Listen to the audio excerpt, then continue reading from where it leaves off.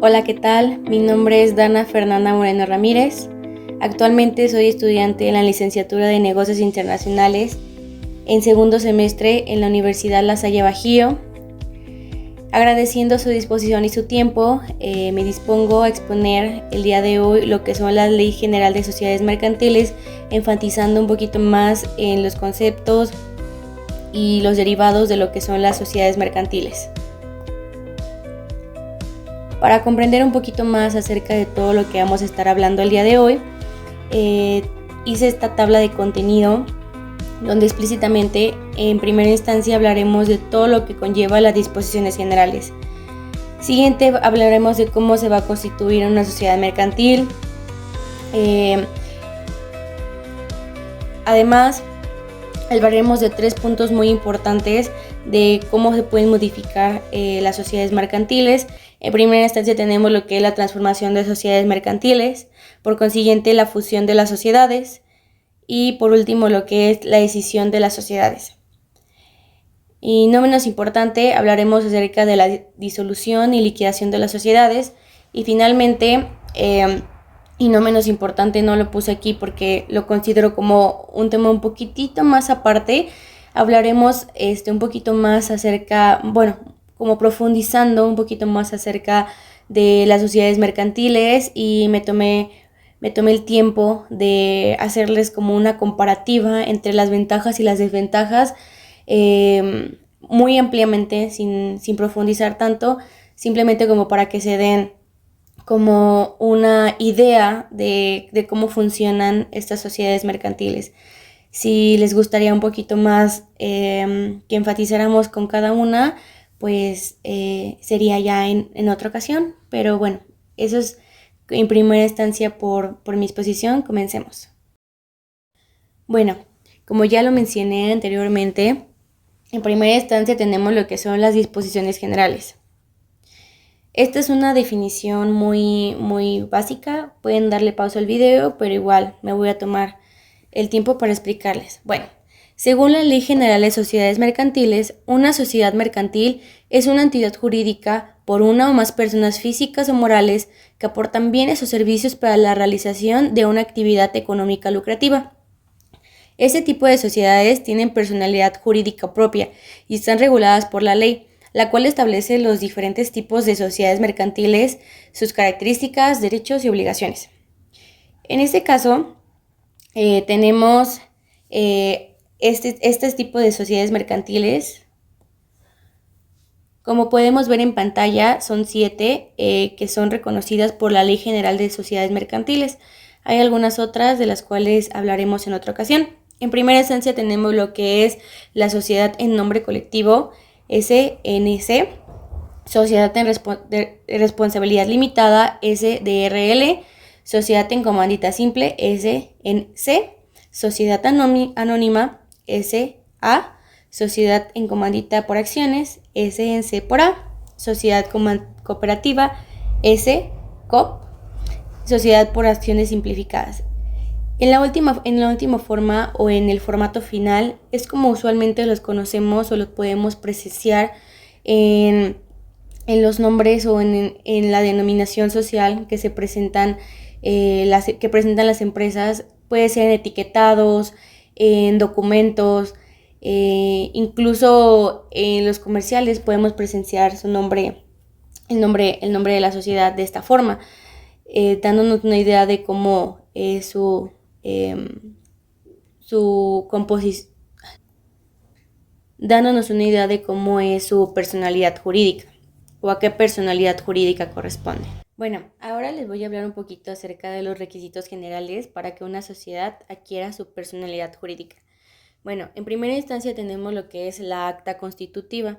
En esta se deben redactar un documento llamado, como lo mencioné, acta constitutiva, en el cual se establecerán con detalle todos los elementos de la sociedad, tales como el nombre, el tipo de sociedad, el objeto social, el capital social y los nombres de los socios. Siguiente, tenemos lo que es la inscripción en el Registro Público de Comercio. En este caso, el acta constitutiva debe de ser inscrita en el Registro Público de Comercio. Esa inscripción es crucial, ya que le da publicidad y oponibilidad ante terceros. A su vez, cualquiera de esos puntos puede tener ciertas variaciones, en especial el siguiente, que es el capital social, dependiendo del tipo de sociedad que tenga o que se escoja. En ese caso, el capital social, en todas se debe de aportar el capital social mínimo requerido por la ley por el tipo de sociedad que se está constituyendo. Este capital puede ser en efectivo, en bienes o derechos aportados por los socios. No es necesario, o sea, no crean que por ser capital tiene que ser solo efectivo. Se puede representar de varias formas. A su vez tenemos lo que son los socios fundadores. En este caso es necesario contar con un mínimo de socios fundadores según el tipo de sociedad. Como ya les mencioné, cada tipo de sociedad tiene sus elementos, sus características y bueno, como ya lo comenté, en otro video podemos hablar acerca de esto, pero en este caso, como mencionando las generalidades, pues ya dependiendo del tipo de sociedad, es la cantidad de socios mínimos que se requiera. A su vez tenemos lo que es el cumplimiento de las leyes normativas. Esto es sumamente importante.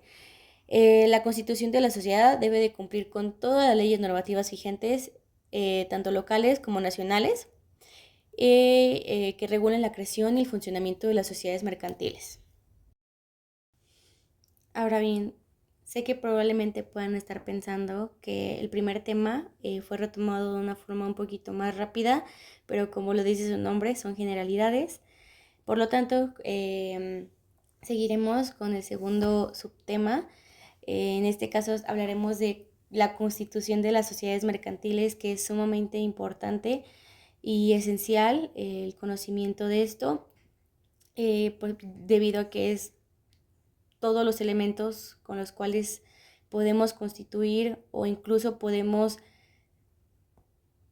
corroborar que está completa y correctamente conforme una sociedad mercantil.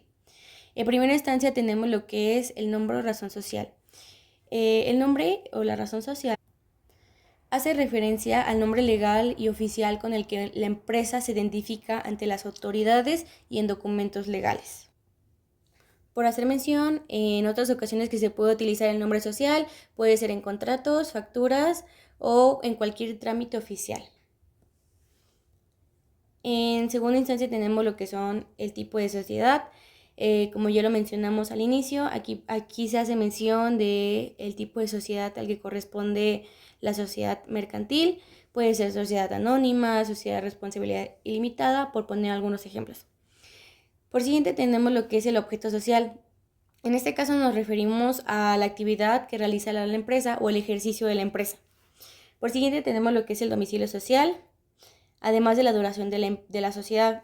Esta puede ser generalmente indefinida, pero igual, dependiendo del tipo de sociedad, se puede especificar si tiene una limitación o cierto periodo.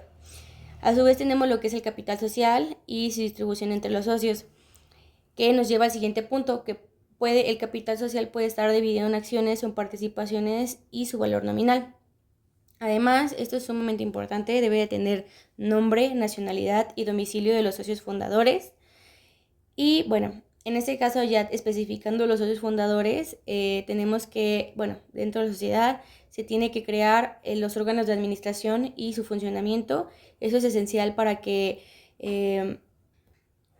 los inversores o las personas que son ajenas a la empresa puedan conocer transparentemente el control, administración, orden y todos estos elementos que son esenciales para el funcionamiento de una empresa.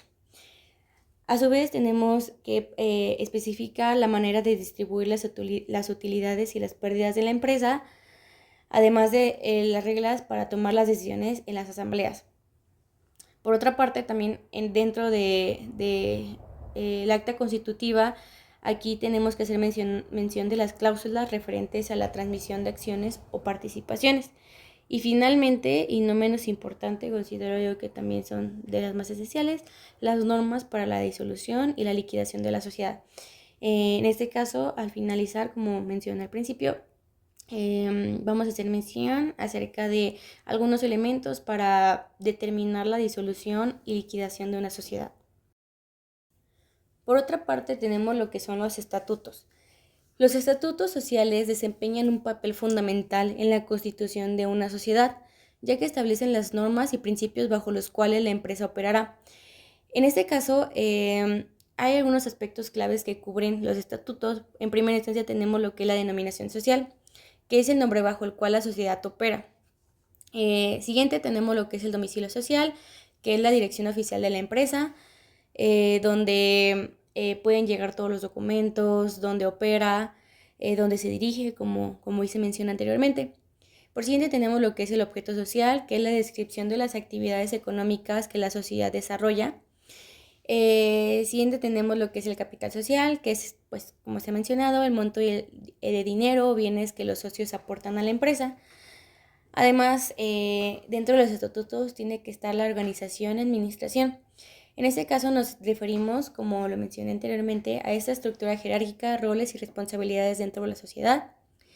Por otra parte, también es necesario mencionar la duración de la sociedad.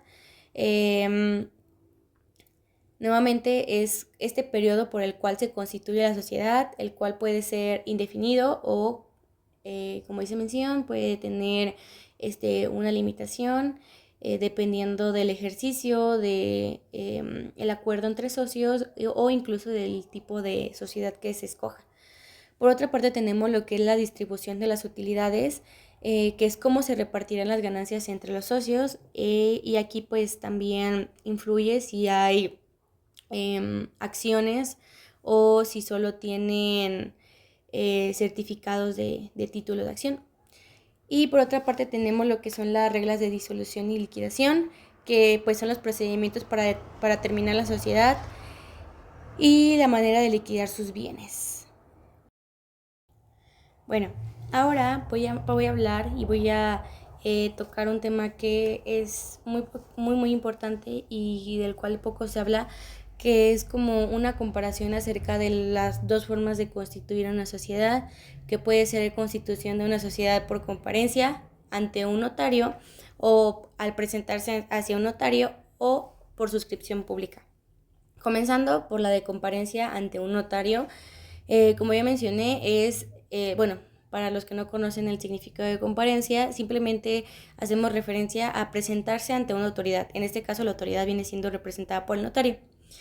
Bueno, en este caso de la comparencia ante un notario, los socios fundadores comparecen personalmente ante el notario público, es decir, que tú como socio tienes la responsabilidad de presentarse ante la notaría y llevar a cabo todo el procedimiento y llevar este control, este seguimiento. Además, elaborar una escritura pública que contiene los estatutos de la sociedad y otros requisitos legales, con todos estos elementos que mencionamos anteriormente. Además, el notario verificará la identidad de los socios y certificará el acto de la constitución. Esto es decir que el notario hace como un papel de mediador donde garantiza que todo la documentación, los elementos que se tomaron han sido o son lícitos y tienen la transparencia que refiere y que necesita una sociedad mercantil. Además, tenemos que mencionar que es un proceso más rápido y directo, ya que implica la participación de un número reducido de socios, es decir, como los más elementales. Bueno, esto en sí es lo que es la constitución por comparencia ante notario. Ahora vamos a tomar un poquito más lo que por suscripción pública. En este caso, la constitución por suscripción pública, la sociedad se constituye mediante la oferta pública y la suscripción de acciones por partes sociales. Además, aquí es necesario publicar un folleto informativo y se realizará una campaña de suscripción para atraer accionistas. Esta va un poquito más enfocada en aquellas sociedades que dan como pie o pauta para tener más accionistas a sus empresas. Por otra parte, tenemos que los futuros socios se suscriben a la sociedad adquiriendo acciones o partes sociales y no es necesaria su presencia física ante un notario. Simplemente, aquí más que nada su participación económica y pues que se presenten ante el ejercicio de la empresa. Por otra parte, es un proceso generalmente más largo y un poquito más complejo, adecuado para las sociedades que buscan captar un mayor capital social y contar con un amplio número de socios, como lo mencioné anteriormente. Finalmente, ya para concluir esta comparativa, ambas formas tienen sus particularidades y se eligen en función del tipo de sociedad, como ya lo mencioné, y las necesidades específicas de los fundadores. Al constituir una sociedad ante un notario es más sencillo y adecuado para un menor número de socios, mientras, o por otra parte, que la de suscripción pública permite una mayor aportación del capital y puede ser más compleja y formal.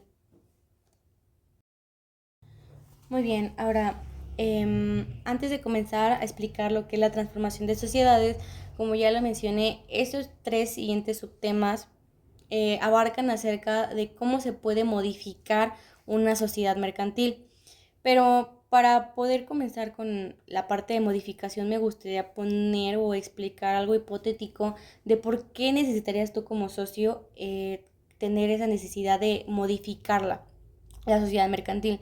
En este caso, por ejemplo, si tú tienes una sociedad anónima, pero estás buscando un poquito más de inversionistas o tú como socio no estás conforme con el tipo de responsabilidad o los socios fundadores necesitan más inversores, entonces buscan cambiar el tipo social o la conformación jurídica de la empresa para que sea más ad hoc o sea más conforme al ejercicio de la empresa y no perjudique ni el capital ni el ejercicio y por el contrario cree este crecimiento dentro de la sociedad.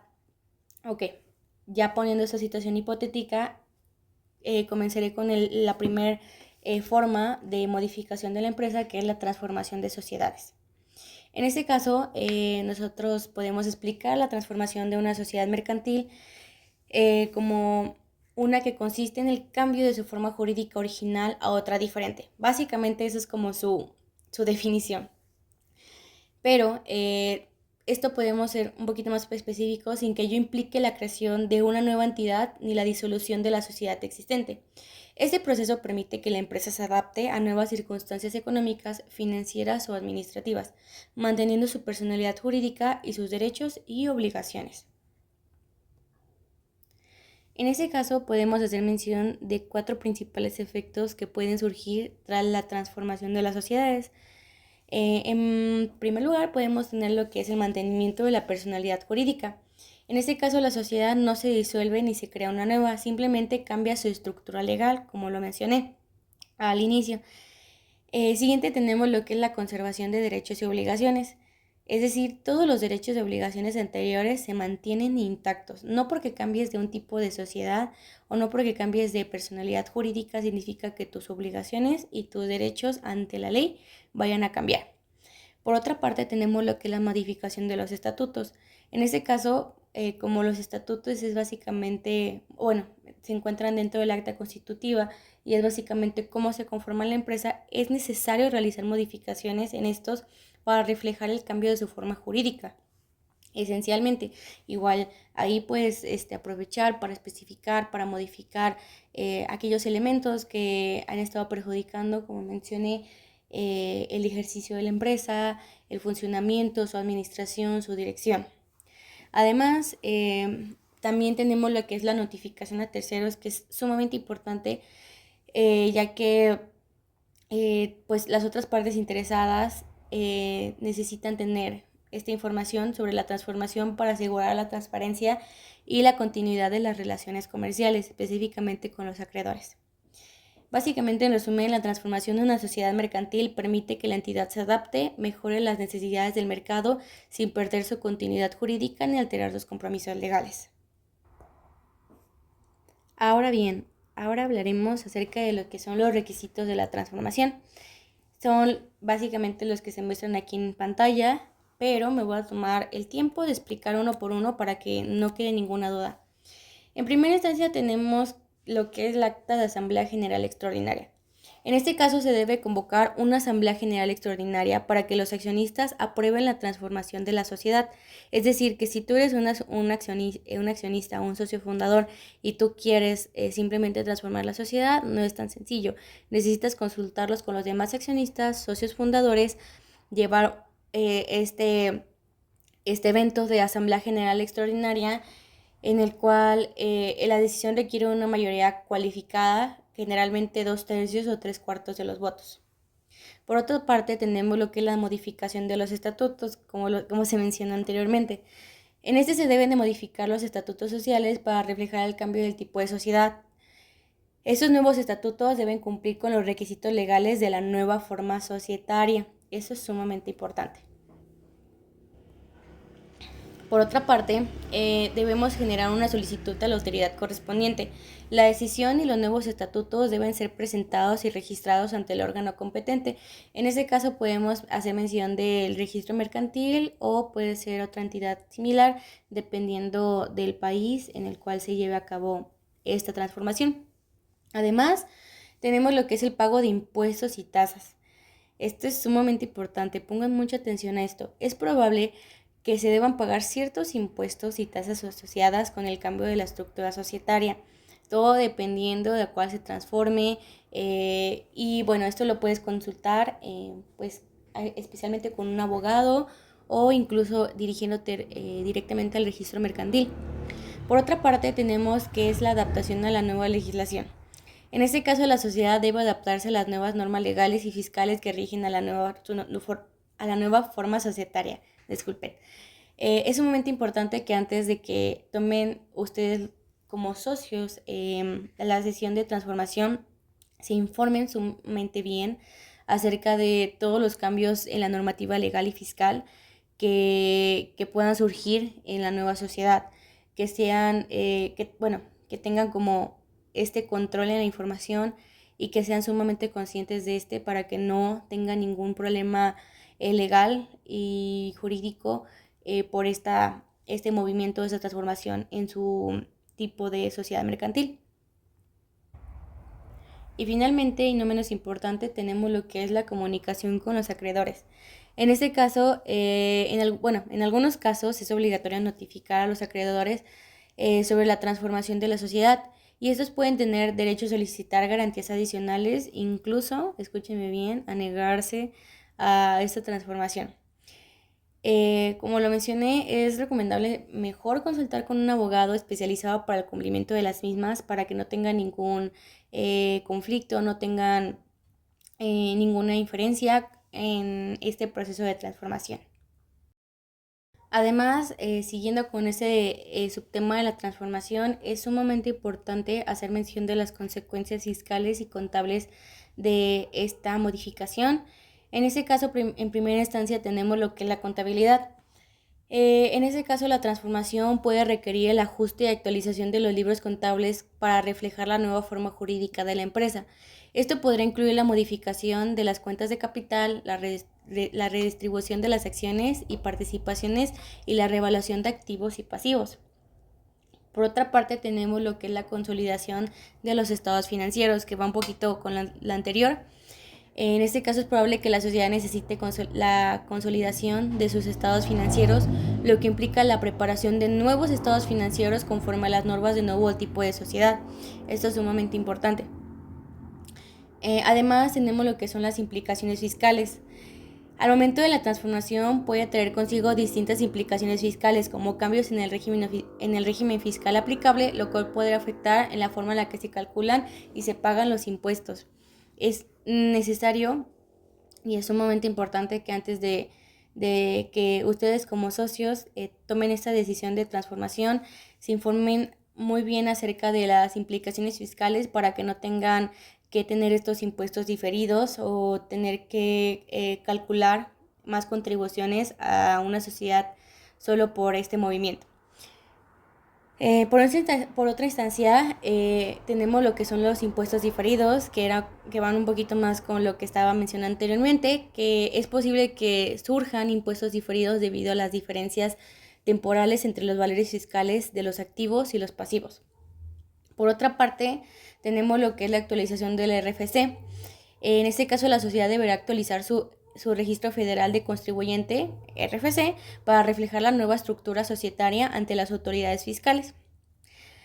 A su vez, tenemos que tener una revaluación de activos. En algunos casos puede ser necesario realizar una revaluación a los activos de la sociedad para reflejar de manera más precisa su valor real tras su transformación. A su vez, es muy importante mencionar la emisión de nuevas acciones o partes sociales. Si la transformación implica un cambio de la estructura del capital social, puede ser necesario emitir nuevas acciones o partes sociales y esto puede tener implicaciones contables. Y finalmente, lo que es la transferencia fiscal, que es de suma importancia, que dependiendo del tipo de sociedad puede haber requisitos adicionales de transferencia fiscal que la nueva entidad deberá cumplir. Esperando que haya sido sumamente claro el tema de la transformación, seguiremos con el siguiente subtema, que es la fusión de las sociedades mercantiles.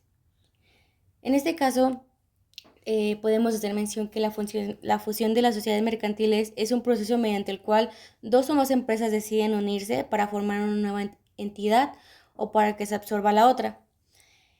En este caso, este proceso se realiza con el fin de fortalecer la posición en el mercado, optimizar recursos o buscar nuevas oportunidades de crecimiento. Asimismo, podemos hacer mención de dos principales fusiones. En este caso podemos tener la primera, que es la fusión por absorción, y la segunda, que es la fusión por integración. Para ser un poquito más específica, la fusión por absorción es el tipo de fusión en donde una empresa absorbe una o varias empresas. La empresa absorbida se deja exigir o se deja existir como una entidad independiente y sus activos, pasivos y patrimonios se integran a la empresa. Y por otra parte, la fusión por integración, también conocida como fusión pura, es esta modalidad donde dos o más empresas se unen para formar una nueva entidad, desapareciendo todas las empresas originales.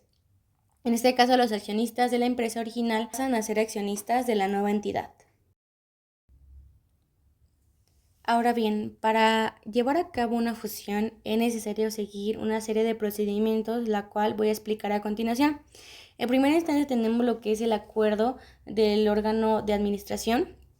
En este caso, las compañías involucradas deben de acordar la cesión mediante una resolución del órgano administrativo, en este caso el Consejo de Administración. Por otra parte, debe de darse la creación de un proyecto de fusión, en el cual se debe elaborar un proyecto de fusión que contenga los términos y condiciones de la misma, así como la información relevante sobre las empresas involucradas. Ahora, en este caso vamos a hacer la mención de la asamblea de accionistas, la cual tiene un papel crucial en este procedimiento, ya que en este proyecto de fusión debe de ser sometido a la aprobación de los accionistas, donde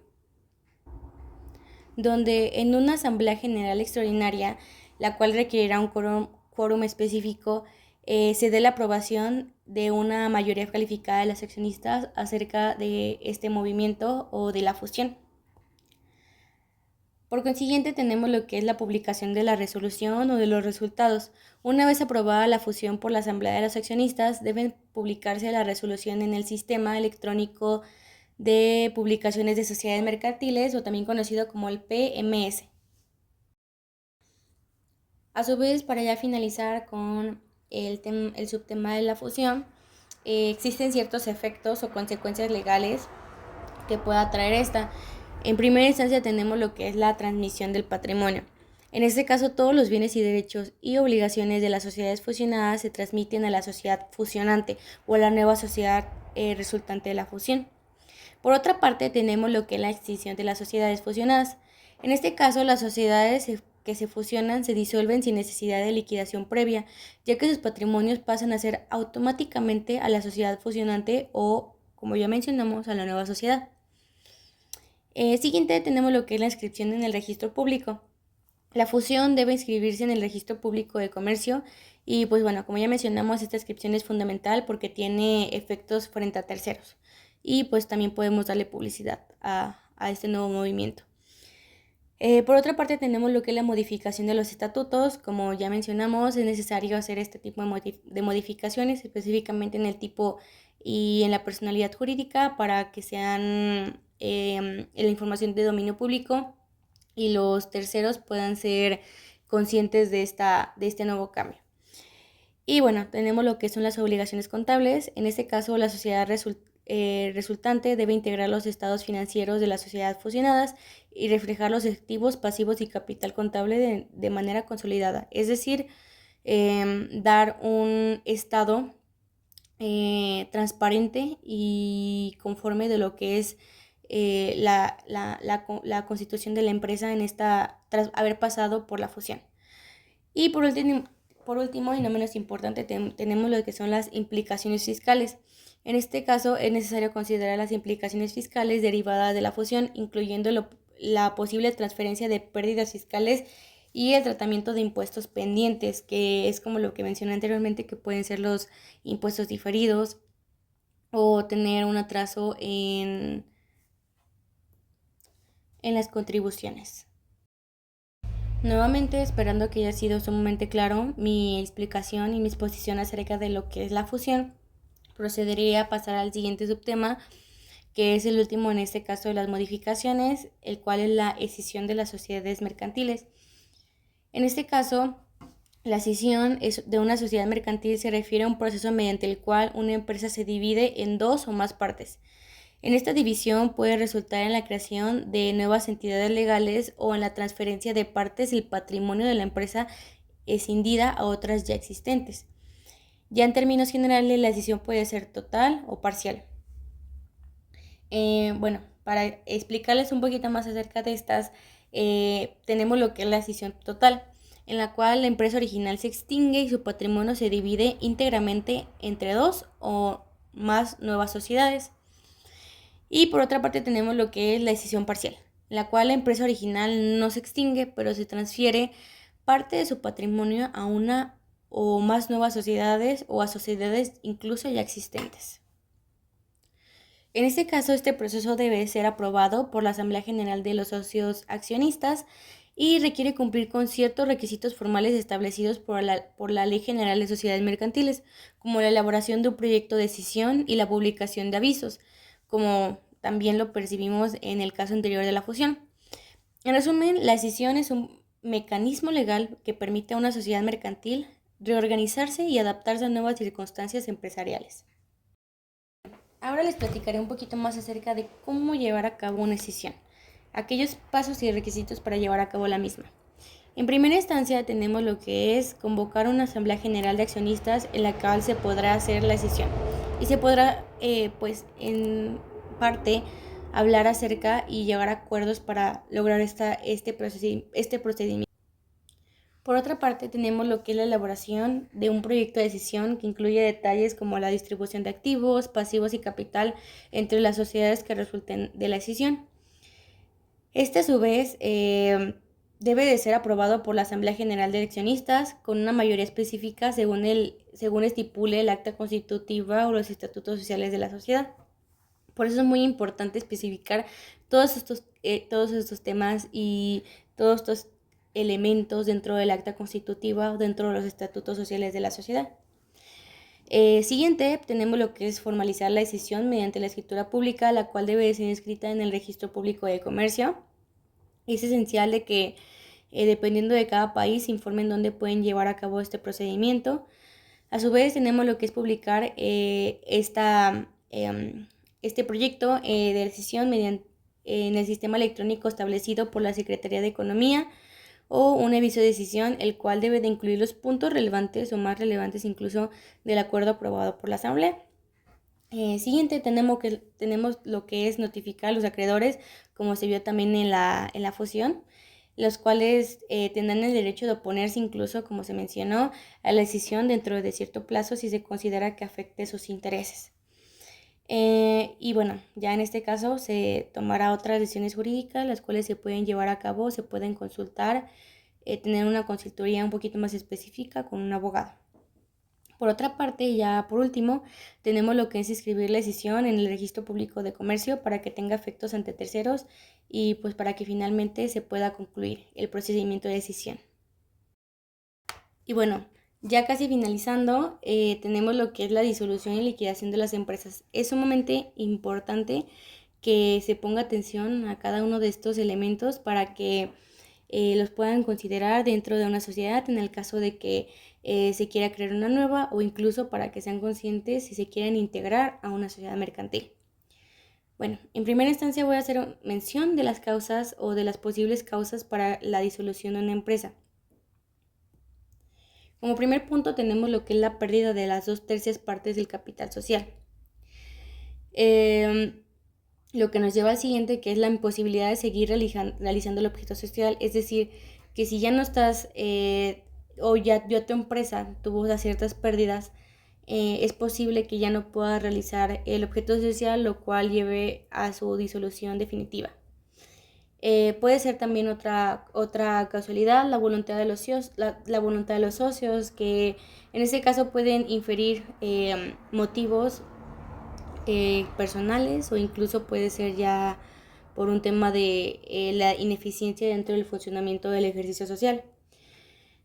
A su vez, también tenemos que hacer mención de la expiración del término fijado en el contrato social. Como se hizo mención al inicio, generalmente las sociedades son inscritas ante una expiración indefinida, o no tienen un periodo indefinido para la conclusión de la empresa, pero pues hay casos extraordinarios los cuales los socios deciden tener un plazo definitivo, y pues ya todo varía de el ejercicio e incluso puede ser también del tipo de sociedad mercantil que se escoja. Por otra parte, tenemos lo que es la muerte, incapacidad o inhabilitación de los socios en caso de las sociedades constituidas por personas físicas. A su vez, tenemos como otro motivo la resolución judicial o administrativa. Por otra parte, tenemos lo que es la reducción del número de accionistas por debajo del límite legal, salvo que se restablezca dicho número en el plazo máximo de 6 meses. Es decir, que si tú, por ejemplo, dependiendo de la sociedad, tu número mínimo de accionistas era 14 o 10, y dentro de los últimos años, por motivos personales de cada accionista, se fueron saliendo de la sociedad, tienes un plazo máximo de 6 meses para reintegrar a otra persona para que tu sociedad no se diluya. Y por último, y no menos importante, tenemos lo que es la fusión con otra sociedad en los casos de que desaparezca la sociedad fusionada. Bueno, en este caso les voy a platicar un poquito más acerca de cómo llevar a cabo este proceso de liquidación, comenzando con lo que es la disolución de la sociedad. En este caso es importante la formalización de la decisión de cerrar la sociedad mediante el acuerdo de la asamblea de socios o de accionistas. Por consiguiente, llevaremos lo que es el nombramiento de los liquidadores. Es importante la designación de una o más personas responsables de llevar a cabo el proceso de liquidación. Incluso estas personas pueden ser personas ajenas al ejercicio de la empresa o a la misma sociedad. Por otra parte, tenemos la que es la creación de un inventario de valoración de activos. Es necesario crear una realización de un inventario detallado de todos los activos y pasivos de la sociedad, incluyendo la elaboración de los mismos.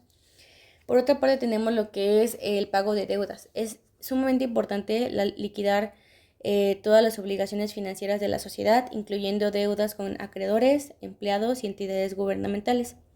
Por otra parte, tenemos lo que es la distribución del remanente. En este caso, el reparto del patrimonio restante entre los socios o accionistas según su participación dentro de la sociedad. Ya por último, para terminar, tenemos lo que es la cancelación de registros. En este caso, el trámite de baja de la sociedad en algunos registros mercantiles y fiscales correspondientes. Y finalmente, la finalización y el cierre, que es la conclusión formal del proceso de liquidación, con la presentación de informes finales y cierre definitivo de la sociedad mercantil. Bueno, ahora haré mención acerca del papel de uno de los personajes o de los protagonistas principales en este movimiento dentro de la sociedad mercantil, que son los liquidadores. Ahora, ¿cuál es su función? Se podrán preguntar. En este caso, pues básicamente es concluir las operaciones sociales que hubiesen quedado pendientes al momento de iniciar la liquidación. Además, cobrar lo que se deba a la sociedad y pagar lo que se adeude. Por otra parte, ellos deben de vender los bienes de la sociedad si es necesario para cubrir las deudas en caso de que se tengan. Por otra parte, ellos deben de elaborar el balance final de liquidación y el inicial en caso de que surja un proceso de fusión, de transformación o de escisión. Por otra parte, es importante mencionar que también deben de distribuir el remanente entre los socios conforme a sus derechos y participaciones. Y finalmente, no menos importante, deben de presentar informes periódicos sobre el estado de liquidación ante los socios. Ahora, ¿cómo se designan a los liquidadores? En este caso puede haber dos formas. Los liquidadores pueden ser designados en los estatutos de la sociedad o por la asamblea de socios o accionistas. Esto es antes de que se consolide la sociedad, cuando se está haciendo el acta constitutiva y los estatutos, como se menciona aquí. Y la otra forma es si no se designan los liquidadores de manera específica al inicio, los administradores o el consejo de administración de la sociedad en disolución asumen el rol de liquidadores o incluso pueden tomar la decisión de que otras personas pueden fungir el papel. Bien, como les mencioné al inicio, esta es como una parte adicional, la cual estoy muy entusiasmada de exponerles acerca de las reglas generales por tipo de sociedad. En este caso voy a comenzar platicándoles acerca de las dos principales, que es la sociedad anónima y la sociedad de responsabilidad limitada, exponiendo un poquito principalmente sus características. En primera instancia tenemos lo que es la sociedad anónima, la cual en este caso el capital social está dividido en acciones. Además, las acciones pueden ser libremente transferibles a cualquier socio. Las responsabilidades de los accionistas son limitadas al valor de sus acciones. Por otra parte, se requiere un capital mínimo para su constitución. Y bueno, los órganos esenciales son la Junta General de Accionistas y el Consejo de Administración. Y bueno, ellos tienen el plus de que pueden cotizar ante la bolsa. Por otra parte, haciendo mención solo de las características, reintegro, en el caso de la responsabilidad limitada tenemos que el capital social está dividido no en acciones, sino en participaciones. Las participaciones no pueden ser libremente transferibles y requieren el consentimiento de los demás socios, a diferencia de la sociedad anónima. Por otra parte, la responsabilidad de los socios es limitada al importe de sus aportaciones. Además, tiene menos requisitos de capital social inicial a comparación de la sociedad anónima. Los órganos sociales aquí son la Junta de Socios y Administradores y bueno, ellos no tienen la ventaja de que pueden cotizar ante la bolsa. Ahora, bueno, al haber hecho mención de las principales características de estos primeros dos, voy a retomar otra vez acerca de lo que es la sociedad anónima para platicarles acerca de sus ventajas y desventajas. Pongan mucha atención aquí para que puedan comparar entre las sociedades y se puedan llevar a cabo incluso esta iniciativa de crear una nueva, o si tenían la duda de poderse unir, esperando que esto aclare sus dudas. Bueno, en primera instancia tenemos lo que son las ventajas de la sociedad anónima, la cual, tienen esta limitación de las responsabilidades de los accionistas conforme a su capital aportado. Por otra parte, tienen la posibilidad de obtener una financiación más fácilmente a través de la emisión de acciones. Recordemos que las acciones básicamente es como comprar parte proporcional de la sociedad o de la empresa. Por otra parte, aquí en este caso tienes un poquito de mayor confianza de proveedores y clientes gracias a la estructura formal y regulada. Esa es un poquito más estricta, pero bueno, al tener esta estructura un poquito más estricta, te da un poquito más de seguridad jurídica, económica y legal ante las personas, internamente y externamente con las personas que son ajenas a la empresa. Por otra parte, tenemos que los beneficios fiscales en algunos países principalmente son por la capacidad de deducción de ciertos gastos. Y haciendo mención de las desventajas, tenemos que están dentro de un proceso de constitución y disolución más costoso y complejo. Igual esto puede ser debido a su estructura formal y regulada y exacta, Por otra parte tenemos lo que son las obligaciones contables y fiscales más estrictas y detalladas. Y finalmente lo que son la distribución de beneficios más reglamentada y sujeta a los impuestos corporativos sobre los dividendos. Ahora, pasando a la siguiente sociedad en la cual ya hice mención de sus características, tenemos lo que son las sociedades de responsabilidad limitada. Sus ventajas son las siguientes. En primer lugar, tenemos que la limitación de la responsabilidad de los socios es hacia el capital aportado, como se menciona también en la sociedad anónima. Su estructura es más flexible a comparación con una sociedad anónima, evidentemente, y tiene menores requerimientos del capital social en comparación con la anterior. Además, los costos y trámites de constitución son relativamente menores a otras sociedades incluso. Y bueno, como desventaja tenemos la capacidad limitada para atraer a grandes inversores debido a la imposibilidad de emitir acciones. Esto puede ser un poco atractivo para las personas ajenas o para los posibles inversionistas porque usualmente se busca más tener una participación por acciones más que una sola participación dentro del capital. Por otra parte tenemos las restricciones en la transferencia de participaciones sociales. Y por último tenemos lo que son menos prestigio frente a terceros por la comparación, bueno, dentro de una comparación como lo que viene siendo dentro de una sociedad anónima.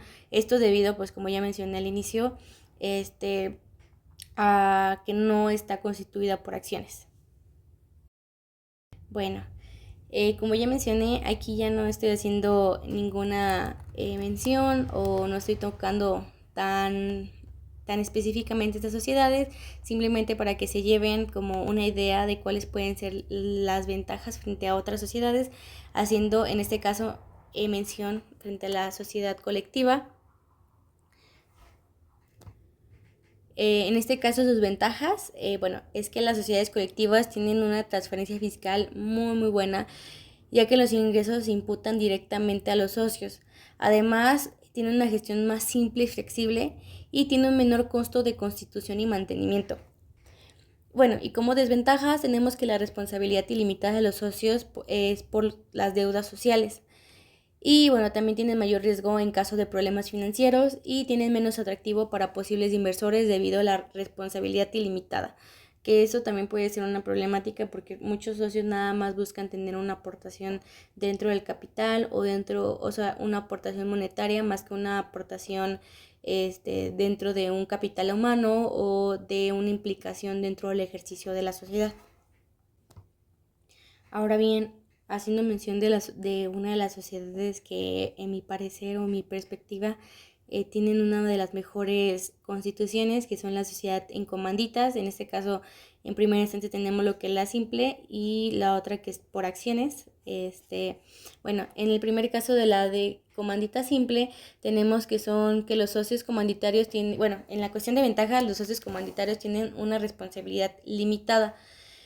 En este caso también puede atraer inversores que no desean involucrarse a la gestión por esta misma cuestión de que muchos solo buscan tener responsabilidades limitadas a su correspondiente participación dentro del capital, además de que permite una estructura flexible en cuanto a la gestión y administración. En este caso, en particular de la comandita simple, tenemos dos tipos de socios, los comanditarios y los comanditados. Ambos tienen sus funciones diferentes y pues básicamente uno participa más dentro de la administración, la gestión, dirección y por otra parte están los otros que nada más tienen muy poca participación dentro del ejercicio de la empresa y más su participación corresponde a dentro de lo que es su participación dentro del capital o su aportación dentro del capital. Por otra parte tenemos como desventaja que los socios colectivos o los que dan con los comanditados tienen una responsabilidad ilimitada, que son los que se llevan más la carga, pero esto a su vez lleva como a tener un poquito más de control, a mi parecer. Por otra parte tenemos que pueden resultar menos atractiva para grandes inversores debido a la posible falta de liquidez. Y pues finalmente tenemos que la gestión puede complicarse si no se definen claramente las responsabilidades. Esto es sumamente importante. Por otra parte, dentro de lo que es los socios en comandita por acciones, tenemos que como ventajas que la responsabilidad limitada para los socios comanditarios como lo vimos en la primera. Y bueno, tienen títulos más fáciles de transferir, o sea, es decir, acciones. Aquí ya se ven las acciones, ya no solo se ven como títulos dentro del capital, lo cual puede atraer a más inversores. Recuerden que los activos atraen muchísimo más atraen mucho más hacia los inversores que solo una participación dentro del capital. Bueno, evidentemente es esto porque trae más utilidades dentro de un futuro. Y bueno, por último tenemos que la gestión puede tener una facilidad dentro del financiamiento a través de la emisión de decisiones dentro de las acciones. Y bueno, dentro de las desventajas tenemos que en este caso la regulación es un poquito más estricta y tiene mayores requerimientos de informes contables y fiscales, esto debido a las acciones, evidentemente, y bueno, a las utilidades que puedan traer estas acciones. Y bueno, como también dentro de estas se haga la diferencia o la diferenciación de las utilidades. Y por otra parte tenemos que, bueno, en este caso las comisiones y costos administrativos son un poquito más elevados, o al menos en comparación con la comandita que es la anterior, la comandita simple. Y bueno, por último puede haber más conflictos entre los socios sobre la gestión y control de la sociedad. Y bueno, ya casi finalizando, tenemos los que son las sociedades cooperativas. En este caso, dentro de sus ventajas podemos ver la distribución equitativa de beneficios, es decir, que las ganancias suelen repartirse entre todos los socios, lo que puede ser ventajoso desde una perspectiva de igualdad y justicia. Por otra parte, tenemos los que son los incentivos fiscales. En este caso, en algunos países las cooperativas pueden gozar de exenciones fiscales o reducciones de impuestos. Esto ya depende de la ley que regule las contribuciones y en este caso los incentivos fiscales. Por otra parte tenemos lo que es la transparencia, que es en este caso las cooperativas suelen tener una estructura administrativa que fomente la transparencia y el control por parte de los socios, que pues en sí es la esencia de la cooperatividad de nuestra sociedad. Y finalmente, dentro de esa sociedad, las desventajas que podemos percibir es la complejidad administrativa. En este caso, la gestión puede ser compleja debido a la necesidad de mantener la alta participación de los socios de forma colectiva en la toma de decisiones. Por otra parte, tenemos lo que es la dificultad en la acumulación del capital. En este caso, las cooperativas pueden enfrentar desafíos para atraer inversores, aunque no la crean, lo que puede limitar su capacidad de crecimiento. Y finalmente, tenemos lo que las obligaciones fiscales son un poquito más estrictas. Esto debido a que a pesar de que algunos incentivos fiscales, las sociedades cooperativas pueden tener más requisitos fiscales específicos y complejos.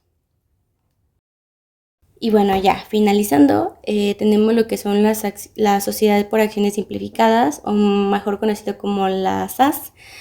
En este caso, aquí tenemos un poquito más de ventajas. Bueno, en primera instancia tenemos lo que es la facilidad de constitución, en la cual las SAS se pueden crear rápidamente y con menos costo comparado con otras estructuras empresariales.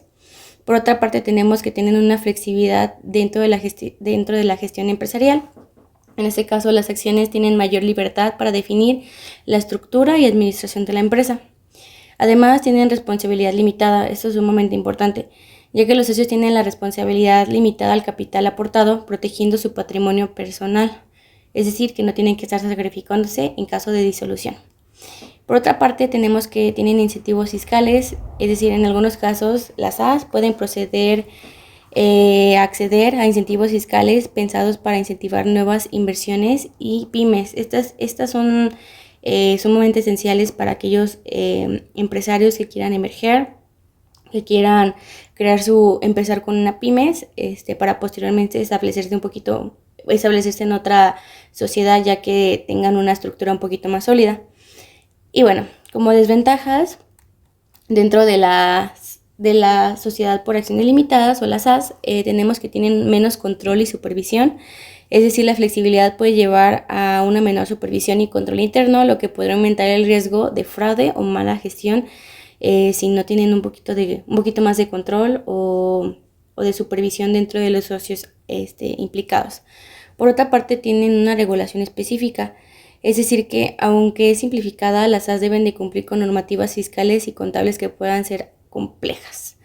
Y finalmente, podemos ver que tienen dificultades de acceso a créditos, es decir que al ser una estructura relativamente nueva, algunas instituciones fiscales pueden mostrar retinencia al otorgar créditos, es decir que no generan esta confianza legal, jurídica y económica para tener acceso a ese tipo de créditos. No en todas las instituciones no en todas las instituciones financieras, pero sí en algunas. Y bueno, eso es todo por mi presentación. Espero que haya sido de su agrado y que el tema haya sido comprendido en su totalidad. Agradezco mucho su atención y su tiempo. Gracias.